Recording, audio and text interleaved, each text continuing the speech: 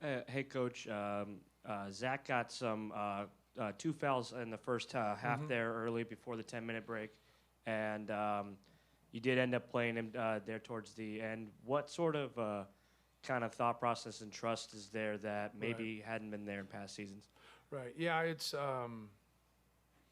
you got to weigh a lot of different things at the time. Some people just have absolutes. I think it depends on the game and how the game's unfolding.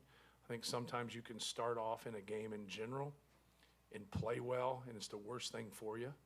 I think that happened today, and our decision making just wasn't very good in the first half, and then our attention to detail defensively wasn't very good. And then when you let good shooters get into a rhythm, you kind of find that out. But just trying to get him back in there and keep that burden on Minnesota. It's just very hard to guard him. It's very hard to guard him without fouling. And but you're rolling the dice a little bit. You got to have some trust there that he can play ball screen defense. He can box out and he goes after offensive rebounds. So you got to like pull back a little bit. And right as he subbed back in, he did it. And you're like, you know, kind of hold your breath a little bit because it changes the game. No different than like Dawson Garcia having three and they didn't get him out. And then we were going to him. We were going to the guy there, and our guy doesn't throw the ball to him, which is just not a very good understanding of what's going on in the game. If you can get somebody's best player into four fouls in the first half, it's going to definitely benefit you. And it benefited us even when he had three. So, but no, Zach's, he's got some discipline in that area, but things can happen in the game that's out of your control too. So, like, you got to understand that as a coach. But foul trouble is when someone's out of the game. Foul trouble is not two fouls. So even if he gets a third, like, he still gets to play in the game and have two more fouls, right? It's the rule. So, like, sometimes the rules that you have and you think about through the years, you kind of like wean off of that a little bit, if that makes any sense. But you also got to understand the individual and then understand the course of the game, like how it's going. Like if we were up 14, 15, 16 points and it's going that way, I don't know if I'd have put him back in just because. But, we were getting ready the way they were playing to be up, be down worse than we actually were. Matt, the players spoke to this when they were in here, but there was some adversity management that you had to go through in this game. And it's not like you haven't had it. Northwestern a couple weeks ago pushed you to the limit and Yes. spent some road games. But in this case, being down at halftime, first time that Minnesota has really pushed it, to their credit, they're better. But what does it mean, though, as you go through the course of the season to have these moments, to have to fight through things? And Right. how do you kind of build on that? Yeah, two of our wins in Hawaii, we were down at half, and we played much better in the second half, the two games we were down. And then our championship game against Marquette, we're up 13 at half, and then we didn't play as well. So I thought their energy was better, their attention to detail was better than ours in the first half. Everything always looks better when you make shots, and they made more shots than we did, especially threes. And that's what we absolutely didn't want. We wanted tough twos. Like, go look at Mitchell and Cam Christie's numbers from two, right? It doesn't come up 2 points. It's 3 points in total, but you can look at it and see. I think they're 2 for 11 from two. But we absolutely wanted to stay with them and not let them get rhythm threes, and it's exactly what they got. So going to halftime and being down 8 versus playing Northwestern and being up 8. So even though they took us to the end and was controlling the game at the end, and we were fortunate to get an overtime. Two different games. We've been in different situations. Kind of reminded me a little bit of Alabama. Alabama hit 13 threes against us in the first half, and we were down 2, which is absolutely crazy, right? But it happened, and our guys just kept scoring. I don't know if we stopped him per se, but here I thought we did a much better job in the second half defending. And it helps when you execute, right? You execute and you can set your defense. But we went to a little offense defense substitution. I thought Ethan Morton really helped. I thought Lance Jones picked up his intensity. I thought Braden, had more discipline in the second half. And they're a tough cover. Like if you're fielding a team and you're looking for things, think about what they've added. They've added quickness in the nation's leading assist guy in Hawkins. They've added 2 guys that can score at the 2 and the 3 that also have quickness and can shoot threes off the dribble. Carrington's been more consistent for them, and he's a two-way player coming off the bench who they've had in the past, right? So you look at their front line, And like Ola Joseph is a good player, and right now he doesn't get as many minutes, kind of the odd man out, kind of like Caleb First for us. But it's because those other guys are really good too. So they have depth in their front court. Their back court's really new, but they're starting to play well together, and they're polished, and they're making shots, and they're guarding, and so that's what you want. You got quickness, you got athleticism, you got size, you got skill. That's what you want. But they've also had the schedule that they had to have because of all the newness, right? They've had to. So the way he scheduled was, you look at it now and you wish that, you scheduled a little bit more, but he wasn't in that position. He had to do what he did. He's just made a lot of right decisions in here in developing his team and doing things. He's, good guy, good coach, and they're going in the right direction. And that's what you want to see, that light at the end of the tunnel. You want that light to be hope. You don't want it to be a train. Their light's hope. And they should feel good about where they are. Even though it stinks, they put themselves in position to win, and they didn't. But a lot of people don't put themselves even in that position sometimes when they go on the road in this league. It's pretty tough. Matt, you had to bridge the gap with Caleb, with Zach on the bench. What did Caleb give you tonight to allow you to keep Zach on the bench a little bit longer? I thought he did a really good job in the first half. Just was active, did some good things defensively, scored the basketball, but gave us some energy, gave us some confidence as a team too.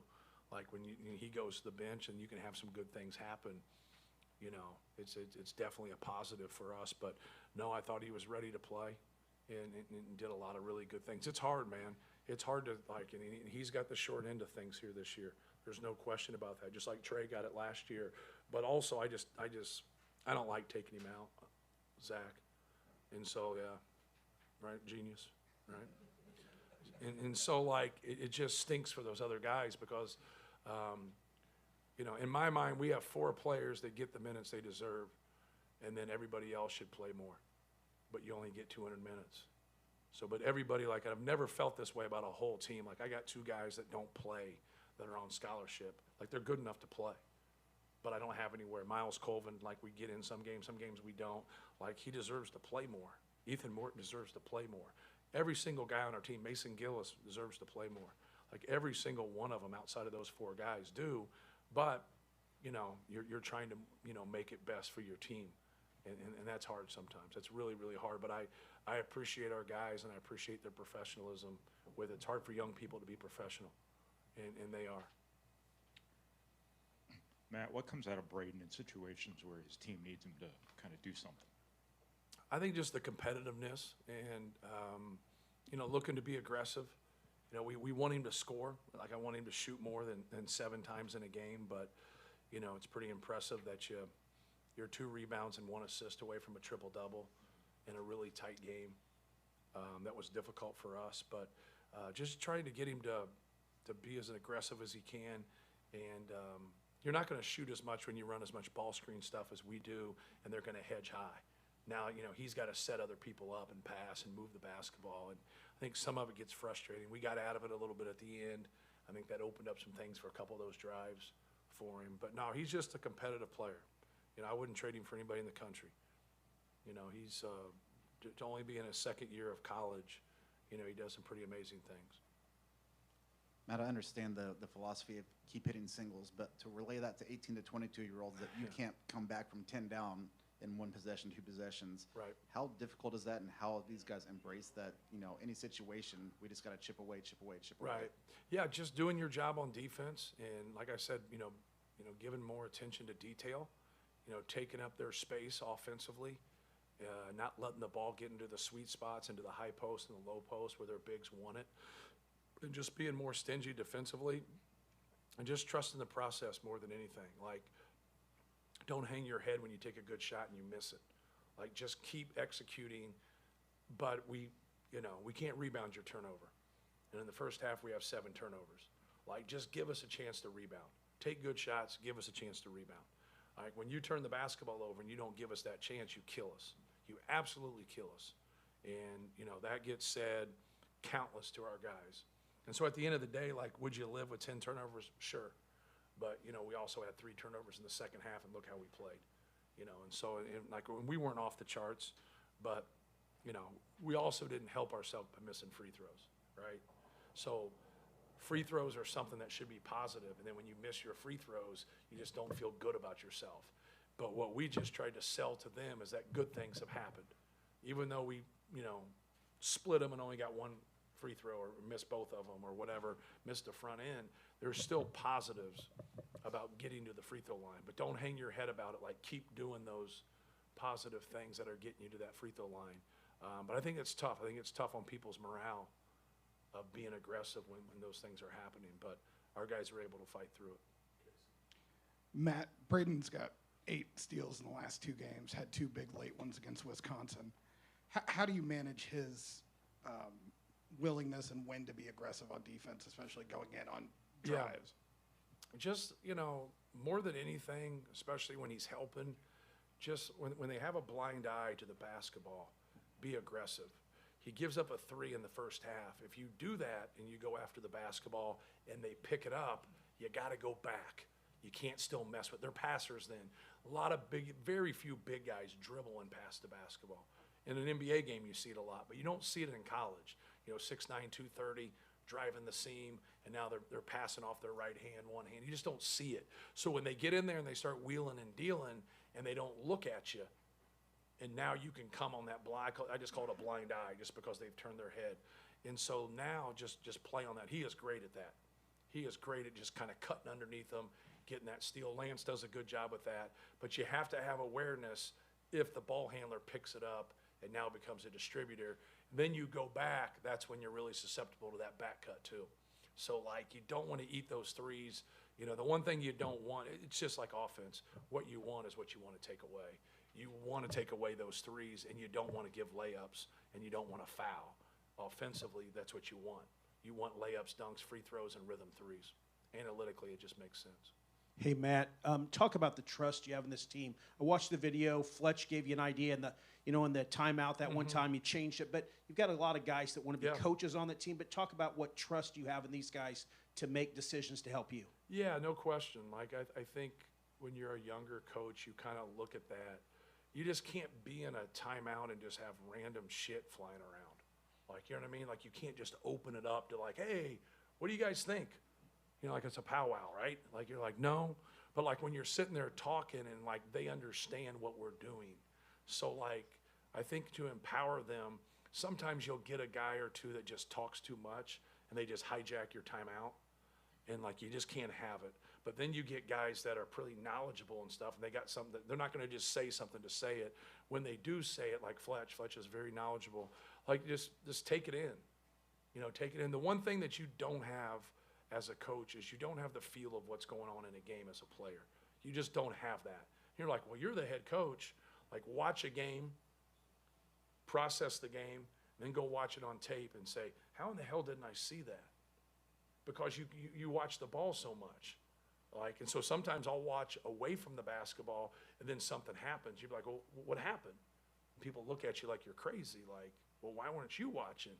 Because I was watching away from the ball. So there's things that are going on all the time. I think just having an open mind as a coach, especially when it's someone who knows what he's talking about like him, that really helps. So, yeah, you can't have a 30-second timeout and then vote on shit, right? You just can't. Hey, what do you guys think? We've practiced for 8 months. Just a game, just trying to win a Big Ten championship. So, I like that, the voting thing. That's good. yeah. Back to resiliency, Coach. Kind of curious. Gillis came in here and said that they looked at each other at halftime and said, "We got this." How much do you think your team is more battle tested to handle adversity? How much of that is maybe looking at a guy like Edey and the confidence he exudes, the way he handles himself, sets an example for other guys? Yeah, I think it's a combination of all that. It's understanding when you're in the situation that we are that you're not going to have success if you don't defend, if you don't guard people. If we weren't going to be better defensively, we weren't going to win the game. And that's what runs are about. Runs are about getting stops. If you're going to go on an 8-0 run, you can't do it without getting stops. So that's where it starts with. And then, you always have, if they want to pressure or they want to take us out of things or do whatever, just throw it inside. Just use him. And they know they have him. They know they have him and he's going to keep working. It doesn't mean that they can't stop him but it just gives us a sense of let them take him away, and then we can play off of that. Or if they don't take him away, just let him be one-on-one. Like if we lose the game and they stay one-on-one and we keep going at it, I'm fine as a coach to live with that. I've watched him dominate games for 4 years now. Like that's just part of competition. Sometimes it doesn't go your way, but we were able to get some stops. Thought our guys did a good job with that, and I think it just builds confidence when you see the ball going in and the ball's not going in for them. Now you can get those runs, and I think that's kind of how we had the great second half. I know it hasn't been top of mind for you here the last couple hours, but quick turnaround for Ohio State. Right. They're in a bit of a different situation. Correct. Do you have any expectation for what you're walking into there? Yeah, they have good players. They have talented players. They have a really good backcourt. They have a good front court. They obviously are, fighting for consistency. And it's very unfortunate, consider Chris Holtman a friend and, a peer and colleague and a guy that really good person and a really good coach. You hate that for him. And then, but now a game has to be played, right? And just lock in on their personnel and lock into what they're doing, and they're going to go out and play just like they played before. Like you can't break down a system, when you start in June and you're February 15th. Like you just can't. It's not the way it works. They're going to do what they did before, and that's the way it is. And so like we have to prepare for that, and we got a lot of respect for their guys, and just have to play better. Like just have to compete and go there and hopefully play better than them. But it'll be a tall task. Anything on the road in this league is very difficult. I had a question about Sasha. I noticed a few weeks ago you had him against Northwestern. He was calling a few plays. You had PJ coming back in, calling a few plays. And again today, he walks up behind you, calls a few plays, goes back. Is he becoming one of those like assistant offensive coordinators for you guys? Yeah. No, PJ is our offensive coordinator. Sasha does our out-of-bounds and side-out-of-bounds plays. So they're always doing stuff. And then if they got it rolling like that at the end, like, PJ did a great job there at the end, just kind of putting Mason in different places. You saw Mason get the corner three, then Mason's behind him, then Mason roll and replace. So like PJ did a really good job of just putting them in a bind. And, that's just a weapon that Mason is, right there. But Sasha handles the out-of-bounds and side-out-of-bounds plays with it. So we specialize what we do. So Coach Johnson and Coach Lusk are defense, and they flip the scouts. Coach Brantley does personnel. And then, like I said, PJ does offense for every game, and Sasha does out-of-bounds and side-out-of-bounds. I switched it up about 10 years ago. I hate going into huddles and getting 4 different opinions, and, it makes me stir crazy. And so I like the specialization of it. I like one guy, when Sasha comes into work, that's all he worries about. When PJ comes into work, it's all he worries about. It's all he has to worry about. I don't want them to talk to me about something out of their realm.